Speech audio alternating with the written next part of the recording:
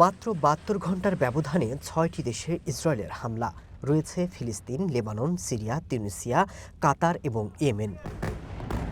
কাতারে হামলার পর বিদেশের মাটিতে অবস্থানরত বিরোধী এবং শত্রুদের লক্ষ্য করে হামলা জোরদারের হুমকি দিয়েছেন বেনিয়ামিন নেতানিয়াহু।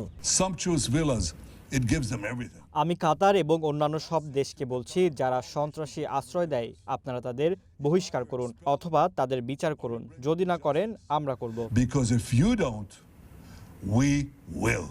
একই ধরনের হামলার আতঙ্কে ভুগছে মিশর, তবে সমান তালে প্রস্তুতিও নিচ্ছে দেশটি। মিশর বলছে হামলা হলে শত্রুদের পরিণতি হবে ভয়াবহ।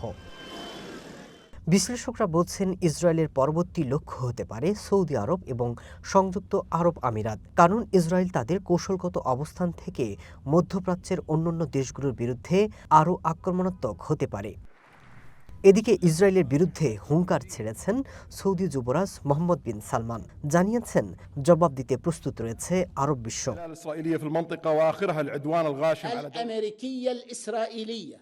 এরই মধ্যে হিজবুল্লাহ জানিয়েছে সৌদি আরব এবং সংযুক্ত আরব আমিরাত পরবর্তী লক্ষ্য হতে পারে, এমনকি হামলার জন্য প্রস্তুতি নিচ্ছে ইসরায়েল সেনারা। Masud Rana, one international desk.